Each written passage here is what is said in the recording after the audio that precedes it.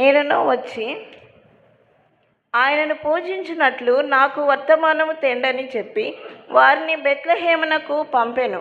వారు రాజు మాట విని బయలుదేరి పోవుచుండగా, ఇదిగో తూర్పు దేశమున వారు చూచిన నక్షత్రమును ఆ శిశువు ఉండిన చోటికి మీదుగా వచ్చి నిలుచు వరకు వారికి ముందుగా నడిచెను. వారు ఆ నక్షత్రమును చూచి అత్యానంద భరితులై ఇంటిలోనికి వచ్చి తల్లి అయిన మరియను ఆ శిశువును చూచి సాగిలపడి ఆయనను పూజించి తమ పెట్టెలు విప్పి బంగారమును సాంబ్రాణిని బోళమును కానుకలుగా ఆయనకి సమర్పించిరి. ఈ వాక్యం ఎంత పర్యాయం. ఈ పరిశుద్ధ వాక్యంలో దేవుడు మన వెనుకడలో దీవించి ఆశీర్వదించెను గాక. ఆమేన్. ఆంధ్ర క్రైస్తవ కీర్తన పుస్తకం నుంచి 112వ కీర్తన, రక్షకుడు ఉదయించినాడనేటువంటి కీర్తన పాడుకుంటూ తదుపరి కార్యక్రమంలో ప్రవేశిద్దామని మనం చేస్తున్నాం. రక్షకుడు ఉదయించినాడట మన కొరకు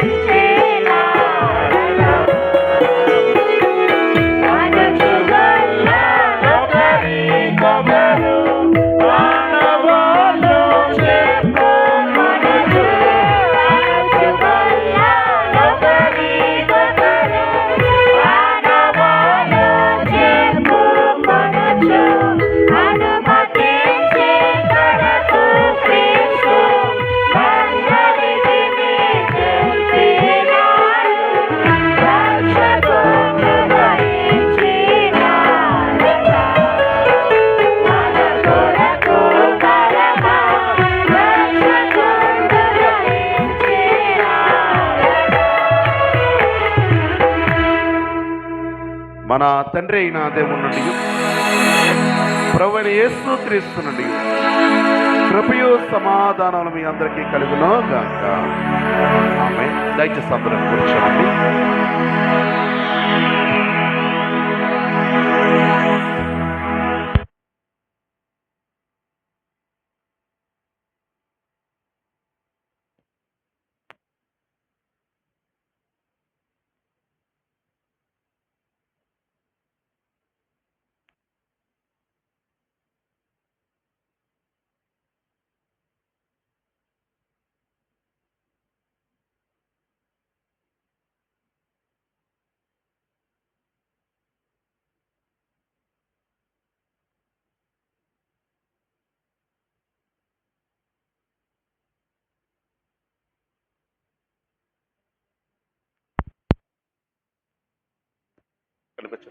ఇది ఇలా పెట్టానా? ప్రభునందు ప్రియ దేవుని సంగమా, మన ప్రభువును లోకరక్షకుడైనటువంటి యేసుక్రీస్తు వారి యొక్క దివ్యమైనటువంటి నామములో దేవుడు ప్రేమించని గ్రహించినటువంటి యొక్క నూతనమైనటువంటి దినములు 2025 సంవత్సరము డిసెంబర్ నెల 23వ తేదీని ఉదయకాల సమయంలో దేవుడు తన స్వరక్తమిచ్చి సంపాదించుకున్నటువంటి అగ్రహార గోపవర సెయింట్ పాల్ లోదరణ సంఘములో మన ప్రియులు, ఆత్మీయులు, సంఘ సభ్యులు, సంఘ నిర్మాణములో కీలక పాత్రగా ఉంటూ కొన్ని లక్షల రూపాయలు సంఘముకు వెచ్చించి దైవ దీవెనలు పొందుకున్నటువంటి ప్రియ ఆత్మీయ తండ్రి గారు శ్రీ మేసాల జ్ఞానసుందర్రావు గారి కుటుంబ పక్షముగా ఈ యొక్క కృతజ్ఞతాస్తుతి కూడిక మరియు సెమీ క్రిస్మస్ కార్యక్రమాన్ని జరిగించుకోవడానికి దేవుడు మనకు అనుగ్రహించినటువంటి గొప్ప తరుణాన్ని బట్టి మొట్టమొదటిగా దేవాతి దేవునికి స్తుతివందనములు తెలియజేస్తున్నాను. అదేవిధంగా వేదికను అలంకరించినటువంటి ప్రియ ఆత్మీయ దైవజనులైనటువంటి వారందరికీ కూడా హృదయపూర్వకమైనటువంటి వందనాలు తెలియజేస్తూ ఈ దినము వర్తమానాన్ని అందించడానికి మన మధ్యకు ముఖ్య ఉపదేశకులుగా వచ్చినటువంటి రెవరెండ్ వెంకట్రావు గారికి కూడా ప్రత్యేకమైనటువంటి వందనాలు తెలియజేస్తూ కూడి వచ్చినటువంటి మీ అందరికీ కూడా ప్రభు పేరట హృదయపూర్వకమైనటువంటి వందనాలు తెలియజేస్తూ ఉన్నాము. అందరికీ వందనాలు. ఇప్పటికే సమయము కాలాతీతమై ఉన్నది కనుక మన మధ్య దైవజనులైనటువంటి వారు ఉన్నారు కాబట్టి వాక్యాన్ని అందించడానికి మనం ప్రేమతో రెవరెండ్ వై వెంకట్రావు గారిని గుంటూరు నుంచి పిలుచుకున్నాం కనుక ఈ దినము ఈ యొక్క కూడికను ఉద్దేశించి, కుటుంబమును ఉద్దేశించి వాక్య సందేశాన్ని అందించవలసిందిగా ప్రియులు, ఆత్మీయులు, దైవజనులు, అభిషక్తులు గుంటూరులోని ఏఎల్సీలో ప్రభు యొక్క పరిచర్య జరిగిస్తూ వివిధ ప్రాంతాల్లో అనేక ఆత్మల భారం కలిగి పనిచేస్తున్నటువంటి రెవరెండ్ వై వెంకట్రావు గారిని వాక్య సందేశాన్ని అందించవలసిందిగా ప్రేమతో ఆహ్వానిస్తూ ఉన్నాం.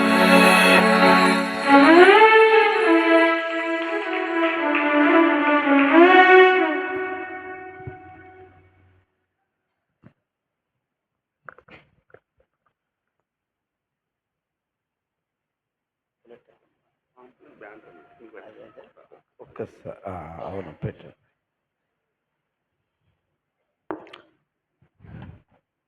దేవునికి వందనాలు. కూడి వచ్చిన మీ అందరికి కూడా క్రీస్తు ప్రభు పేరిట వందనాలు తెలియజేస్తూ మీ అందరికీ కూడా ముందస్తుగా క్రిస్మస్ శుభాలను తెలియచేయటం జరుగుతుంది. క్రిస్మస్ శుభాలను తెలియజేయటం జరుగుతుంది. వాక్యాన్ని చదువుకుందాం. ఈ కుటుంబ ఆశీర్వాద కూడిక మరియు సెమీ క్రిస్మస్ ఆరాధన మరి జ్ఞానసుందరరావు గారు, మిసాల తండ్రితో సమానులు మిసాల జ్ఞానసుందరరావు గారు ఎన్నో దేవాలయాలకి మరి ఆ యొక్క స్లాబ్స్ వేయించి, పాసక స్లాబ్స్ వేయించి ఎన్నో దేవాలయాలకి ఎన్నో మేళ్ళు, ఎంతోమందికి ఎన్నో దేవాలయాల ఎడల గొప్ప కార్యాలు చేసినటువంటి వారు, వారి బిడ్డలు ఏర్పాటు చేసుకున్నటువంటి ఈ కుటుంబ ఆశీర్వాద కూడికి వచ్చిన మీ అందరికీ, మరి ముఖ్యంగా మీసాల జ్ఞానసుందరరావు గారి కుటుంబానికి, అలాగే ప్యారిస్ గురువర్యులు రెవరెండ్ సతీష్ గారికి, అలాగే ప్యారిస్ సిఆర్ గారికి, ప్యారిస్ పెద్దలకు, అదే రీతిగా వేదిక మీద ఉన్నటువంటి మరి అందరూ కూడా మన లోదన చర్చి దైవజనులే కాబట్టి మరి దైవజనులందరికీ, పాస్టమ్ గారులకి అందరికీ కూడా పేరు పేరున నా హృదయపూర్వక వందనాలు. మరి ఉదయకాలం నుంచి కూడా నన్ను ప్రేమతో తీసుకొచ్చి ఆదరించినటువంటి నానికి మరి కూడా నా హృదయపూర్వక వందనాలు తెలియజేయుచున్నాను. అలాగే సంఘ కుటుంబాలకి, సంఘ పెద్దలకు, స్త్రీల సమాజానికి, యవనస్తులకి, మరి యొక్క ప్రతి ఒక్కరికి కూడా, ఆర్కెస్ట్రా వారు, సౌండ్ సిస్టమ్ వారు, మీ అందరికీ కూడా మరొకసారి నా హృదయపూర్వకమైనటువంటి వందనాలు తెలియజేసుకుంటున్నాను. వాక్యాన్ని చదువుదాం. కీర్తనల గ్రంథం 103వ కీర్తన 3వ కీర్తన 5వ వచనం. ఒక్కళ్ళు చదవండమ్మా. ఇంకా కొంచెం పైకి చదవరా. ఆయన చేసిన మేలుల్లో, ఆయన చేసిన ఉపకారములలో. అయిన వచనమమ్మా, చదువు తల్లి. నా ప్రాణమా యెహోవాను సన్నుతించుము, ఆయన చేసిన ఉపకారములలో దేనిని మరొకము. అదే రీతిగా పత్రికా పాఠ్యభాగము కొరింథీయులకు రాసిన మొదటి పత్రిక 6వ అధ్యాయము 19వ వచనం. మీ దేహము దేవుని వలన మీకు అనుగ్రహింపబడి మీలోనున్న పరిశుద్ధాత్మకు ఆలయమై ఉన్నదని మీరు ఎరుగరా? మీరు మీ సొత్తు కాదు, విలువ పెట్టి కొనబడిన వారు గనుక మీ దేహముతో దేవుని మహింపరచడి. సువార్త పాఠ్యభాగం మత్తయి సువార్త 2వ అధ్యాయము 6వ వచనం. మీరు ఇది చాలా పోటీగా ఉంది. ఎవరైనా ఒకళ్ళు చదివితే ఇంకొకళ్ళు వదిలిపెట్టేసేయండి అమ్మ. అంతటి హేరోదు ఆ జ్ఞానులను రహస్యముగా పిలిపించి ఆ నక్షత్రము కనబడిన కాలము వారి చేత పరిష్కారముగా తెలుసుకొని మీరు వెళ్ళి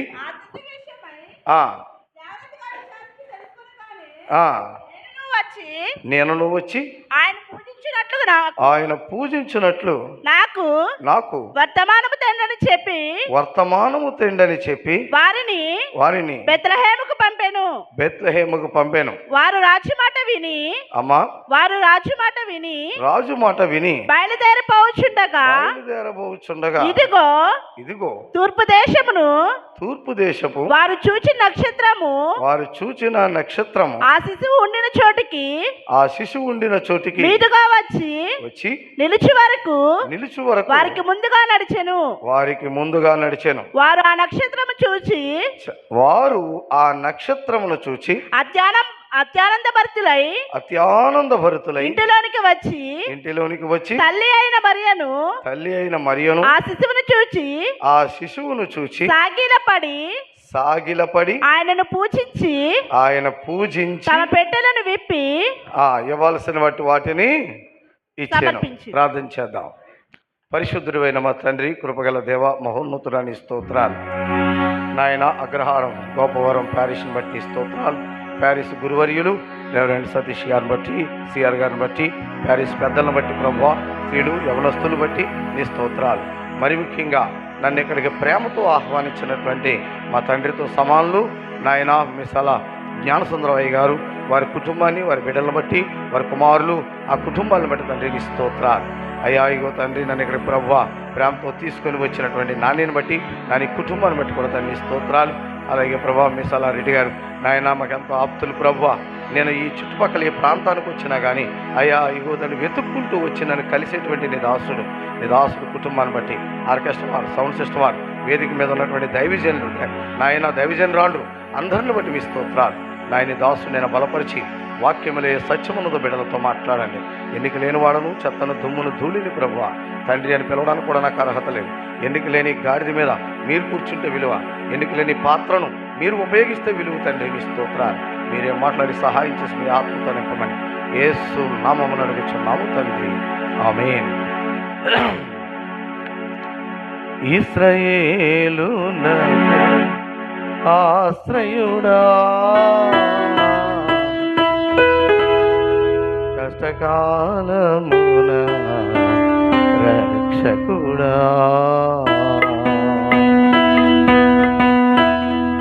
ఇశ్రాయేలునకు ఆశ్రయుడా కష్టకాలమున రక్షకుడా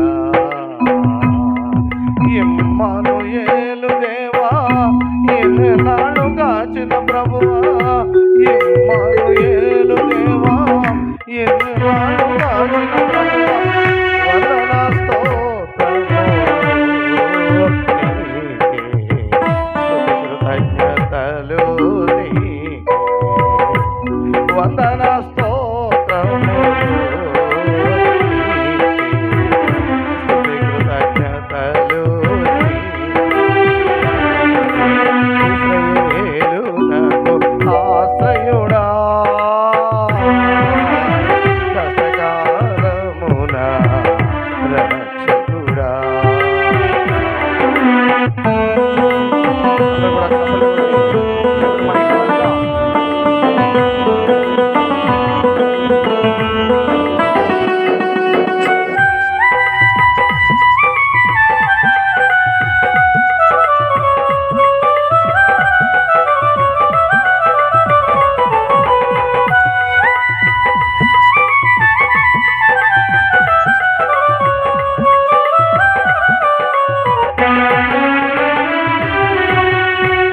శుద్ధ జలమును మాపై జల్లు నీతిమంతులుగా చేయము దేవా.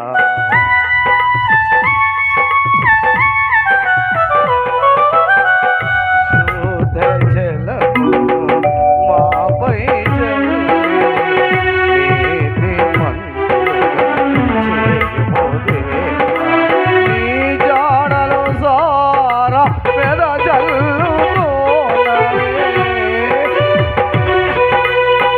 నీ జాడలో సారా జల్లుతో నీతిమంతులుగా మము చేయు దేవా. నీతిమంతులుగా మము చేయు ఇశ్రాయేలునకు ఆశ్రయుడా కష్టకాలమున రక్షకుడా ఇమ్మానుయేలు దేవా ఎన్నాళ్ళు కాచిన ప్రభువా ఇమ్మానుయేలు దేవా ఎన్నాళ్ళు కాచిన ప్రభువా వందన స్తోత్రములు నీకే, స్తుతి కృతజ్ఞతలు నీకే, వందన స్తోత్రములు నీకే, స్తుతి కృతజ్ఞతలు నీకే. ఇశ్రాయేలునకు ఆశ్రయుడా కష్టకాలమున రక్షకుడా.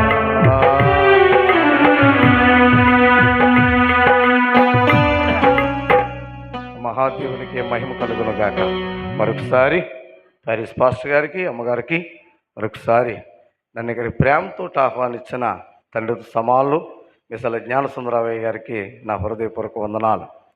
ఎందుకనంటే తన దాసుని ఎడల ఎన్నో గొప్ప కార్యాలు జరిగించినటువంటి ఈ రోజున కృతజ్ఞతతో దైవజనులు ఏ దేవాలయాలకైతే స్లాబ్స్ వేయబడినాయో ఆ దైవజనులందరినీ పిలిపించటం, దేవుడు చేసినటువంటి మేలును బట్టి, తన కుమారుల ఎడల దేవుడు చేసిన మేలును బట్టి, తన ఎడల దేవుడు చేసిన మేలును బట్టి దేవునికి కృతజ్ఞతలు చెల్లించటం అనేటువంటిది మరి ఎంతైనా సరే ఇది దైవ సంబంధమైనటువంటి కార్యం. ఒక చిన్న మాట, ఒక కృతజ్ఞత అంటే ఏంటో అసలు మీకు తెలియజేస్తాను. యెషయా గ్రంథం పోటీపడి మాత్రం చదవద్దు. ఎందుకంటే ఆ పోటీ వలన మనకి టైం చాలా మనకి ఇబ్బంది అవుతుంది. కనుక ఎవరైనా మైకున్న వాళ్ళు ఒకళ్ళు ఇద్దరు ఉంటే మీరు ఎవరో ఒకళ్ళు కాకపోతే ఒకళ్ళైనా చదవండి. చదవమ్మా. యెషయా గ్రంథం 1వ అధ్యాయం 2వ వచనం. యెహోవా మాట్లాడుచున్నాడు. అమ్మా, యెహోవా మాట్లాడుచున్నాడు. యెహోవా మాట్లాడుచున్నాడు. ఆకాశమా ఆలకించుము. అమ్మా ఒక్క నిమిషం ఆగరా. అమ్మా ఇదే వెనక్కి తిరిగి చూడండి. మీరే వెళ్ళిపోతున్నా, మీ ఇద్దరే వెనక్కి తిరిగి చూడండి అంటున్నా. చూడరేమో. ఒకసారి దేవుని సన్నిధిలో కూర్చున్నాము అని అంటే అర్థమైందా? ఇలా మధ్యలోంచి అంటే మనం కూర్చోమని కాదు, మధ్యలోంచి కాకుండా ఓ ప్రక్కంట వెళ్ళండి. కోపగించి వచ్చేసినట్టున్నారు అది. అది కాదు, మంచిగా చెప్పానమ్మా. ఏం లేదంటే మధ్యలోంచి వెళ్ళకుండా అంటున్నాను, మీరు వినకుండానే. అది కాదు అంటే అర్థం ఏంట్రా అంటే, నువ్వు మమ్మల్ని పేరెట్టి మమ్మల్ని పిలుస్తావా అన్న, అది అలా కాకుండా ఓ ప్రక్కంట వెళ్ళండి అంటున్నాను. ఒకసారి దేవుని సన్నిధిలో కూర్చున్నావు అని అంటే ఎప్పుడు వెళ్ళాలో తెలుసా? ఒకళ్ళు చెప్పండి, ఎవరో లేకుండా ఒకళ్ళు చెప్పండి. ఒక్కళ్ళు ఎప్పుడు వెళ్ళాలి? ఆశీర్వాదం వెళ్ళాలి. ఎందుకు రానంటే ఆశీర్వాదం అంటే అంత విలువ. దైవజనుడు ఇచ్చే ఆశీర్వాదం అంటే అంత విలువ. ఆ ఆశీర్వాదం విలువ తెలియక చాలామంది అర్థమైందా, ఎప్పుడు పడితే అప్పుడే పోవచ్చలే అనుకుంటారు. ఆశీర్వాదం ఏలియా ఆ యొక్క విధవరాల కొడుకుని, ఆ సారీపతి విధవరాల కొడుకుని ఆ లోపల గదిలోకి తీసుకెళ్ళి పడుకోబెట్టాడు. పడుకోబెట్టి ఆ పిల్లోడి మీద ఎన్నిసార్లు పడుకున్నాడు? 3 సార్లు పడుకున్నాడు. నేను అడుగుతాను మిమ్మల్ని, ఒక్కసారి పడుకుంటే లేవడా? ఆ పిల్లోడు ఒక్కసారి పడుకుంటే లేవడా? యేసుక్రీస్తు ప్రభువారు సిలువ మీద 7 మాటలు పలికితేనే సిలువ ఆ యొక్క కార్యం జరిగినట్ట. ఒక మాట పలికితే చాలదా? మరి 7 ఎందుకు పలికాడు?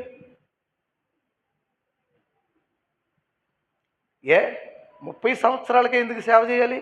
రావాలి. 20కి రాకూడదా? 25కి రాకూడదా? 35కి రాకూడదా? 3:30 ఎందుకు చేయాలి? 2:30 చేయకూడదా? 3 చేయకూడదా? న్యూమరికల్ సెర్మన్స్ అంటారు వీటిని థియాలజీలో. ప్రతి దానికి కూడా అర్థమైందా? ప్రతి దానికి కూడా, ప్రతి నెంబర్కే కూడా అద్భుతమైన విలువ బైబిల్లో. 30కే ఎందుకు రావాలి అంటే, యాజకుడు అవ్వాలి అంటే 25 సంవత్సరాలు. లేవీయుల ప్రకారం, పాత ధర్మశాస్త్రం ప్రకారం యాజకుడు అవ్వాలంటే అంత వయసు 25. ప్రధాన యాజకుడు అవ్వాలంటే 30. యేసు ప్రభు వారు యాజకుడా? ప్రధాన యాజకుడా? ప్రధాన యాజకుడు. 3:30 ఎందుకు చేయాలి? పస్కా గొర్రె పిల్లని దశమి రోజున అంటే నెలలో 10వ రోజున గొర్రె పిల్లని కొనుక్కురావాలి. సాయంకాలం కొనుక్కురావాలి. కొనుక్కొచ్చి 14వ రోజు మధ్యాహ్నం 3 గంటలకి దాన్ని చంపేయాలి. అంటే 3:30 రోజులు ఇంట్లో పెంచాలి. బలిచ్చేటువంటి పస్కా గొర్రె పిల్లని ఎన్ని రోజులు పెంచాలి ఇంట్లో? 3:30 రోజులు. వాళ్ళ పసిపిల్లల్ని ఎలా చూసుకుంటారో దాన్ని అలా చూసుకోవాలి. అర్థమైందా? 3:30 రోజులు పెంచి 3:30 రోజుల తరువాత 3:30 రోజులు మధ్యాహ్నం 3 గంటలకి దాన్ని ఏం చేయాలి? చంపేయాలి. యేసుప్రభు ఎన్ని గంటలకు చనిపోయాడు? 3ంటికి చనిపోయాడు. ఎన్ని సంవత్సరాలు చేశాడు? 3:30 సంవత్సరాలు చేశాడు. ప్రతిదీ కూడా పాత నిబంధన నెరవేర్పు. 7 మాటలే ఎందుకు పలకాలి? 7 మాటలే ఎందుకు పలకాలి? ఎందుకంటే యూదుల వివాహ వ్యవస్థలో పెండ్లి కుమార్తెని తీసుకుని 7 సార్లు తిరగాలి. ఏది? వాళ్ళు పాక పెండ్లి కుమార్తెని తీసుకొస్తారు. దేని మీద అంటే ఒక మన చూడు దుప్పటి ఎట్టుకుని ఇలా కర్రలు ఎట్టుకుని పెళ్లి కూతురుని తెస్తారు చూసారా? యూదులు అలా తీసుకొస్తారు వాళ్ళ వివాహ వ్యవస్థలో. ఆ వివాహ వ్యవస్థలో అలా తీసుకొచ్చినప్పుడు పెండ్లి కుమార్తెను బయటకు వచ్చాక 4 చెంగులు కలిగిన దుప్పటి, 4 చెంగులు భూమి యొక్క 4 దిక్కులు. అంటే పెండ్లి కుమార్తె ఎక్కడ ఇశ్రాయేల్ నుంచి కాదు, భూమి నలుదిక్కుల నుంచి వచ్చేదే సంఘం అనే పెండ్లి కుమార్తె. యేసు తన పెండ్లి కుమారుని ఎదుర్కొన్నప్పుడు ఇద్దరూ కూడా పెండ్లి కుమార్తె 7 సార్లు అర్థమైందా?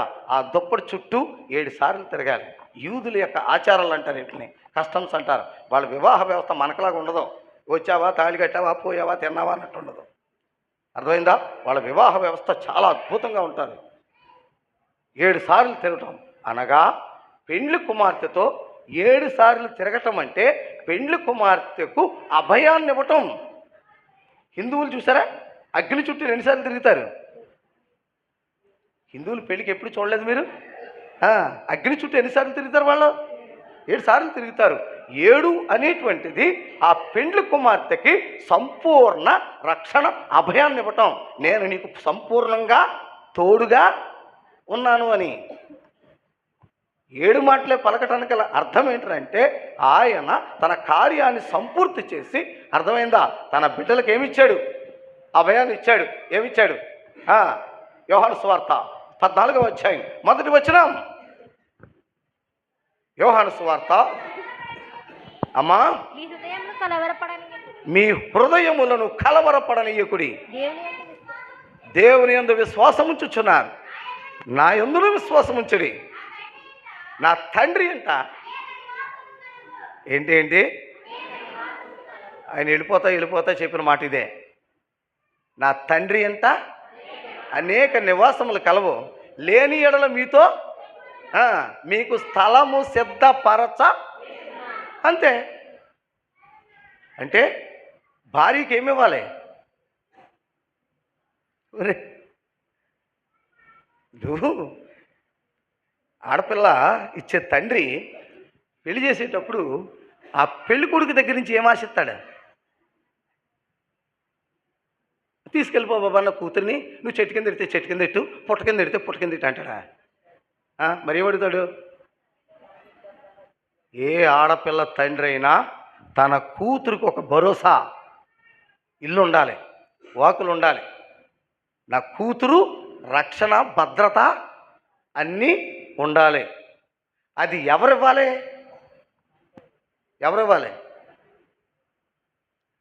చేసుకోబోయేవాడు ఇవ్వాలి.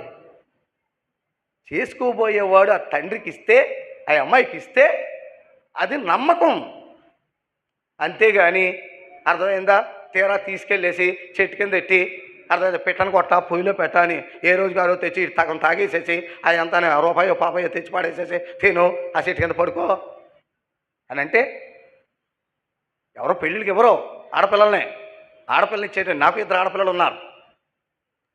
ఆడపిల్లల్ని ఇచ్చే తండ్రి అయినా సరే తన కూతురు భద్రతగా ఉందా లేదా, నా కూతురికి పలానా ఇంటికి వెళ్తే భద్రత దొరుకుతుందా లేదా, నేను ఎలా చూసుకుంటున్నానో నా కూతుర్ని అలా చూసుకుంటారా లేదని ఆలోచన చేసుకుని ఇస్తాడు తండ్రి. అర్థమైందా? కనుక వెళ్ళిపోతా యేసుప్రభువు ఇచ్చిన వాగ్దానం ఏంటి? నా తండ్రి అంట నివాసాలు ఉన్నాయి, నువ్వేం కంగారు పడాల్సిన పని లేదు. లేని ఎడల మీకు చెప్పేదను, నీకు స్థలము సిద్ధపరచ వెళుచున్నాను. అంటే యూదుల్లో ప్రదానం చేసుకున్న తర్వాత సంవత్సరం గ్యాప్ ఇవ్వాలి. యూదుల్లో పెళ్లి చేసుకున్నాక సంవత్సరం పాటు ఏమివ్వాలి? గ్యాప్ ఇవ్వాలి. సంవత్సరం తర్వాత వివాహం చేసుకుంటారు. అర్థమైందా? ప్రధానం జరుగుతుంది ముందు. అందుకే యేసేపు మరియమ్మను ఏం చేసుకున్నాడు? ప్రధానమే చేసుకున్నాడు. ప్రధానంలో చేసుకున్నప్పుడు స్నేహంగా ఉంటారు కానీ శారీరక సంబంధాలు ఏమీ ఉండవు. స్నేహం భావం మాత్రమే ఉంటుంది. అర్థమైందా? కానీ ఎటువంటి శారీరక సంబంధాలు ఉండవు.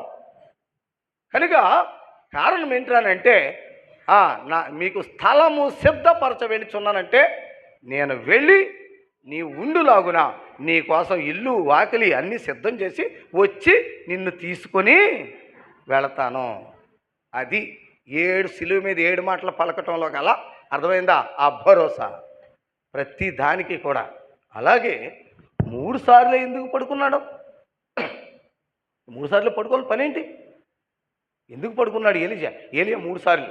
అప్పటి వరకు చచ్చిపోయిన వాడిని ఎవడో బతికించినటువంటి వాళ్ళు లేరు. ద ఫస్ట్ డెత్ ప్రాక్టీస్, మొట్టమొదటి డెత్ ప్రాక్టీస్ పిల్లవాడి నుంచి. అప్పుడు దాకా ఏలియా చచ్చిపోయిన వాళ్ళు ఎవరు బతికించలేదు, లేదా అంతకుముందు ఆది కాండం నుంచి కూడా ఎవరు చచ్చిపోయిన వాళ్ళని బతికించలేదు. ఇప్పుడు ఏలియాకి ఎదురైంది అనుభవం. నా కొడుకును బతికించండి, ఏం చేయాలి? బతికించాలి. బతికించకపోతే దైవజనుడి మీద విలువ ఏమైపోద్ది? బతికించకపోతే దైవజనుడి విలువ తగ్గిపోతుంది. 2 ఏలియా విశ్వాసం కూడా పడిపోతుంది. ఏలియా విశ్వాసం నిలబడాలంటే ఆ పిల్లోడిని ఏం చేయాలి? బ్రతికించాలి. ఏం చేయాలి? మరి దేవుడు ఏం ఆలోచన ఇచ్చాడు ఏంటో, నీ పిల్లోడిని తీసుకురా అన్నాడు. తీసుకొచ్చింది, తలుపేసి కింద కూర్చో అన్నాడు. వెళ్ళింది, కింద కూర్చుంది. పిల్లోడి మీద 3 సార్లు పడుకున్నాక 3వ సారి తుండి పెళ్ళికిచ్చాడు. కారణం ఏంటంటే సంఖ్యాకాండం 6వ అధ్యాయం 24వ వచనం. సంఖ్యాకాండం 6వ అధ్యాయము 24వ వచనం. అమ్మ అదే అమ్మాయి చదువుతుంది, మీరు చదువుతుంది కరెక్ట్ చదవరా. యెహోవాని ఆశీర్వదించి నిన్ను కాపాడునుగాక. యెహోవా నీకు తన సన్నిధిని ప్రకాశింపచేసి నిన్ను కరుణించునుగాక. యెహోవా నీ మీద తన సన్నిధి కాంతిని ఉదయింపచేసి నీకు సమాధానము అనుగ్రహించును. ఇదేంటిది? ఆశీర్వాదం ఎవరిస్తారు? మీకు సంఘ కాపరి ఇస్తాడు. ఇశ్రాయేలీయులు నడిచినా కూర్చున్నా ఏం చేసినా ఈ దీవెన లేకుండా వాళ్ళు ఏం చేయడానికి లేదు, ఏమి చేయటానికి లేదు. ఇప్పుడు ఏలియా ఆ పిల్లలను బతికించటానికే దేన్ని ఉపయోగించాడు? ఆశీర్వాదాన్ని ఉపయోగించాడు. ఆశీర్వాదంలో ఏముంది? పిల్లోడి మీద పడుకున్నాడు, పడుకుని యెహోవా నిన్ను ఆశీర్వదించి నేను కాపాడునుగాక పైకి లేచాడు. మళ్ళీ పిల్లోడి మీద పడుకున్నాడు, యెహోవా తన సన్నిధి కాంతిని, సన్నిధి కాంతి అంటే కాంతి అంటే కాంతి అంటే వెలుగు, తన సన్నిధి కాంతిని నీ మీద ఉదయింపచేసి నిన్ను కరుణించును కాక. సన్నిధి కాంతి వచ్చింది అంటే ఆ పిల్లోళ్ళలో ఏముందని? ఏముందా? చీకటి ఉంది. సూర్యుడు ఉదయించినప్పుడు తెల్లవారు చీకట్లు ఏమవుతాయి? తొలిగి పోతాయి. అంటే వెలికి చీకటి ఏమవుతుంది? వెలిగిపోతుంది. పిల్లోళ్ళు చచ్చిపోయాడంటే అర్థం ఏంటి? చచ్చిపోయాడంటే వాళ్ళు చీకటి ఉందనా వెలుగుందనా? చీకటి ఉందని. ఇప్పుడు ఆడు చచ్చిపోయిన వాళ్ళు చీకటి పోవాలంటే ఏం రావాలి? వెలుగు రావాలి. యెహోవా తన సన్నిధి కాంతిని నీ మీద ఉదయింపచేసే నేను కరుణించునుగాక అనగా ఆయన వెలుగు నీలోకి వస్తే నీలో ఉన్న మరణపు చీకటి ఏమవుతుంది? వెళ్ళిపోతుంది. లెగిసాడు, మూడోసారి పడుకుని యెహోవా తన సన్నిధి కాంతిని ఉదయింపచేసి నీకు సమాధానం అనుగ్రహించునుగాక. వాడు తుళ్ళిపడి లెగిశాడు. అంటే ఆశీర్వాదంతో ఏం చేశాడు? చచ్చినుండి బతికించాడు. ఈ రహస్యం తెలియక ఆశీర్వాదం తీసుకోకుండానే అలా కానుకేసేసి తునమ పడమో వేసేసేసి పరుగు. ఒకసారి దేవుని సన్నిధిలోకి వచ్చావంటే దైవజనుడు ఆశీర్వదించేంత వరకు కూడా నువ్వు బయటకు అడుగు పెట్టద్దు. ఒకవేళ ఏదైనా ఇబ్బంది ఉన్నా ఎవరిని ఇబ్బంది పెట్టకుండా ఓ పక్కంట వెళ్ళి మళ్ళా తిరిగి ఆశీర్వాదాన్ని తీసుకునేదాకా మళ్ళీ తిరిగి వచ్చి ఏం తీసుకోవాలి? ఆశీర్వాదం తీసుకోవాలి. అందుకని అమ్మ కోపగించావా? నిన్ను వెళ్ళొద్దని అనలేదు. ఎవరిని అంటే నువ్వు మధ్యలోంచి వెళ్తే అందరూ నీ వైపు చూస్తారు. అందరూ నీ వైపు చూస్తే ఏమవుతుంది? ప్రసంగి గ్రంథం 11:3 ఏమవుతుందో చూడు. నువ్వే చదువు. నేను అనుకుంటున్నా ఆ అమ్మాయి అనవసరంగా లెగిశాను. 11:3 మేఘములు వర్షముతో నిండి ఉండగా, అయ్యా నువ్వు కొంచెం జాగ్రత్తగా చూసు. మేఘములు వర్షముతో నిండి ఉండగా అవి భూమి మీద దాన్ని పోయిను. రాను దక్షిణముగా పడినను ఉత్తరముగా పడినను అది పడిన చోటనే ఉండను. గాలిని గుర్తుపట్టువాడు విత్తడు, మేఘములను కనిపెట్టేవాడు కోయడు. ఆ గాలిని గుర్తుపట్టేవాడు విత్తడంటే నన్ను జ్ఞానసుందరరావు గారు, అర్థమైందా? మిసాల్ జ్ఞానసుందరరావు గారు ఇక్కడికి నన్ను ఎందుకు తీసుకొచ్చారు? విత్తనాలు చల్లటానికే. ఈ కుటుంబ ఆశీర్వాద కూడికలో ఏం చల్లటానికే? విత్తనాలు చల్లటానికే. మీరు పొలం. ఇప్పుడు నేను విత్తనాలు చల్లేటప్పుడు ఏ పక్క నుంచి గాలి వచ్చినా నేను చల్లే విత్తనాలు ఎక్కడ పడతాయి? పడితే పక్కన పడతాయి, లేదా ఇప్పుడు ఫ్యాను గాలి నా ఎదురుగా ఉంది, తూ అని ఉమ్మేశాను, ఎవరి మీద పడుతుంది? నా మీద పడుతుంది. గాలి వేస్తున్నప్పుడు విత్తనం చల్లితే ఎవరి మీద పడుతుంది? వ్యవసాయాలు చేస్తున్నారా మాత్రం కూడానే. పెద్ద గాలి వేస్తున్నప్పుడు ఎవడైనా బుద్ధి ఉన్నవాడు విత్తనాలు చల్లుతాడా? జల్లడం. జల్లితే ఎవడి మీద పడతాయి? ఏసినోడి మీదే పడతాయి. కనుక ఏ గాలి అంటే అర్థం ఏంటి? మీ మధ్యన ఎవరో తిరగటం, వాళ్ళు మీ వైపు మీరు వాళ్ళ వైపు చూడటం, లేదా అదో ఇదో మీ చూపు మీ దృష్టి అంతా కూడా దైవ వాక్యం మీదే ఉండాలి, వేరే దాని మీద ఉండకూడదు. అర్థమైందా? దైవ వాక్యం మీదే ఉండాలి. అందుకే మీకు తెలుసో తెలీదో చాలాసార్లు ఇప్పుడు కూడా చాలామంది అంటారు, వెంకట్రావు గారు అలానే మీరు సూట్ ఎయిరే అని అడుగుతారు. మీకు తెలుసు కదా, ప్రతి సభలకే నేనే ఆఖరి ప్రసంగం నేనే. నా ముందు యామహేమి లాంటి ప్రసంగికులంతా వస్తారు వెళ్తారు, సూట్లు అన్నీ వేసుకుంటూ వెళ్తారు, చాలా హంగామాగా హుందాగా ఉంటారు. అర్థమైందా? నేను చాలామంది అడిగారు, ఈ సూట్ వేయరు ఏమేయరు, చాలా డీసెంట్గా నార్మల్గా వస్తారు ఎందుకని అంటారు. మనం వేసుకునేటువంటి అలంకరణతోటి వాక్యం మీద దృష్టి ఉండదు సరిగదా. ఎవరి మీద ఉంటుంది దృష్టి? దేని మీద ఉంటుంది దృష్టి? మన అలంకరణ మీదే ఉంటుంది. టీవీలో ప్రసంగం చేస్తూ ఉంటారు, ఒక ఆవిడ చెవిలీలు ఉంటాయి, అర్థమైందా, ప్రియా ఆనంద్ అని ఒక ప్రసంగికురాలు, చెవిలీలు ఇక్కడ దాకా ఉంటాయి, చెవిలీలు ఇక్కడ దాకా ఉంటాయి, వెరైటీ డ్రెస్సులతో ఉంటుంది. ఆ రీల్స్లో ఆ యొక్క ఇన్స్టాగ్రామ్లో ఆ యొక్క 5 నిమిషాలు ఎంత వస్తుంది. 5 నిమిషాలలో ప్రతి ఒక్కరూ ఆవిడ వాకింగ్ కంటే కూడా ఆవిడ ఎలాగ వేసుకుంది, ఏం వేసుకుంది, ఆ తల ఎలా తిప్పింది, ఏం తిప్పింది, ఆ చెవిలీలు ఏంటి, ఆ కథ ఏంటి. మనం ఎప్పుడూ కూడా కూర్చుని వినేటువంటి వాళ్ళ దృష్టి అంతా దేవుని వాక్యం మీద ఉండాలి తప్ప దైవజనుడు వేసుకునే ధరించేదివి, దైవజనుడు మేకప్ మీద, దైవజనుడు వేసుకునేటువంటి వాటి మీద కాదు ఉండేది. అర్థమైందా? అప్పుడు ఏమైపోతుందో తెలుసా? దేవుని వాక్యానికి రాదు మహిమ. దేనికి వస్తుంది మహిమ? దైవజనుడు చేసుకునేటువంటి వస్త్రాలకు మహిమ, దైవజనుడు చేసేటువంటి వాటికి మహిమ అయిపోతుంది, వాక్యం ఫెయిల్ అవుతుంది. మనం ఎప్పుడూ కూడా, అందుకే పౌలు అంటాడు, తగుమాత్రపు వస్త్రములతో మీరుండాలంటాడు. తగుమాత్రపు వస్త్రాలతో ఉండకూడదని కాదు, ఎంతవరకు ఉండాలి అంతవరకే ఉండాలి. అర్థమైందా? అందుచేతనే మన చూపు ఎప్పుడు కూడా, మన దృష్టి, మన చూపు, మన మనస్సు దేవుని వాక్యం మీద తప్ప ఇంకా దేని మీద కూడా ఉండటానికి వీలు లేదు. చెప్తాను, ఈరోజు జ్ఞానులు చూపు ఎలా ఉందో మీకు చూపిస్తాను వచ్చేటప్పుడు. 3 కలుపుతాను ఇప్పుడు. 1 కుటుంబ ఆశీర్వాదం, 2 దేవాలయంలో చేసిన దేవాలయం అంటే ఏంటి, 3వది క్రిస్మస్, సెమీ క్రిస్మస్, మూడింటిని ఒక్కసారి కలిపి ముందుకు తీసుకొస్తాను. కనుక దయచేసి అమ్మా ఏమనుకోకరా తల్లి, అందుచేత మీరు అటు ఇటు వెళ్ళటం వలన చూపు పట్టడంలో కాన్సన్ట్రేషన్ తిని విత్తనాలు పడిపోతాయనే ఉద్దేశం తప్ప అంతకుమించి ఏం లేదు. ఎందుకంటే నా కూతురు, అదే నువ్వు నా కూతురు కంటే చిన్నదానివి ఉంటావు. నా కూతురే ఎంటెక్ వెళ్తుంది, చిన్న కూతురు బిఎస్సీ అగ్రికల్చరు, పెద్ద కూతురు బీటెక్ అయిపోయి ఎంటెక్కి ప్రిపేర్ అవుతుంది, గేట్కి ప్రిపేర్ అవుతుంది. కొడుకు బీటెక్ 3rd ఇయర్ చదువుతున్నారు. కనుక నా వయసు పెద్ద వయసే, చూడటానికి ఏదో అలాగేదో ఎంత పిల్లోళ్ళలాగా, అర్థమైందా, ఏదో కనిపిస్తాం, కానీ చాలా పెద్ద వయసే. ఆంధ్ర ఎవాంజలికల్ లూథరన్ చర్చిలో సెంట్రల్ గుంటూరు సినడ్లో ఇప్పుడు 19వ సంవత్సరం సర్వీస్లో ఉన్నాను. ఈస్ట్ గోదావరి రాజమండ్రి సినడ్కి సంబంధించిన వ్యక్తిని ఎప్పుడో వచ్చేయాలి, కానీ 19 సంవత్సరాలు, ఇది 19వ సంవత్సరం దేవుడి మహాకృపను బట్టి ఇక ఆయన సేవలో బలమైన సాధనంగా వాడుకుంటున్నాను. మంచిది. అందుచేత ఎక్కడున్నాం చదరా. ఇక యెహోవా మాట్లాడుచున్నాడు. అయిపోయింది తల్లి, ఇక్కడికి వచ్చేసి యెహోవా మాట్లాడుచున్నాడు. ఆకాశమా ఆలకించుము, ఆకాశమా ఆలకించుము, భూమి చెవియొగ్గుము. నేను పిల్లలు పెంచి గొప్పవారినిగా చేసి తిని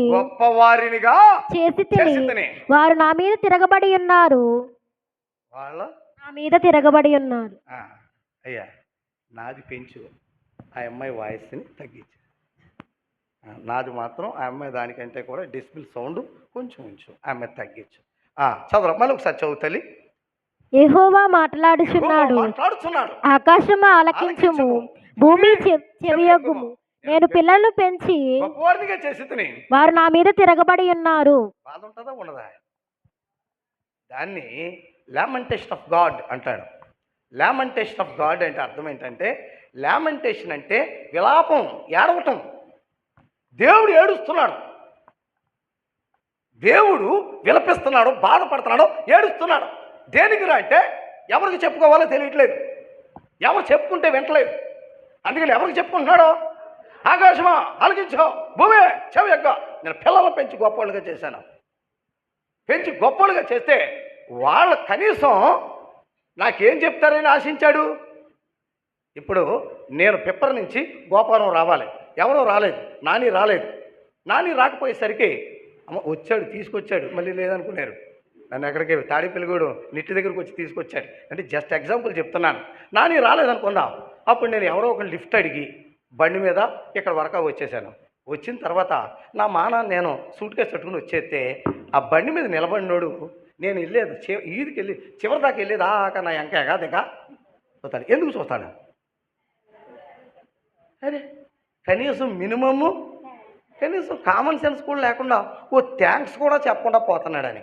ఆఫ్టర్ ఆల్ అక్కడి నుంచి ఇక్కడికి తీసుకొచ్చి నువ్వే ఒక కృతజ్ఞత ఆశిస్తే ఇశ్రాయేలు ఎడల కట్టని ఇళ్ళు, నాటని చెట్లు, తవ్వని బావులు, అంతటి గొప్ప ఆశీర్వాదం. అర్థమైందా? ఐగుప్తులో ఉన్నప్పుడు వాళ్ళు సున్నా. ఐగుప్తులో ఉన్నప్పుడు వాళ్ళు 430 సంవత్సరాలు ఏమై ఉన్నారు? జీరో, ఏమీ లేవు. ఒక ఆస్తి లేదు, పాస్తి లేదు, ఏమీ లేదు.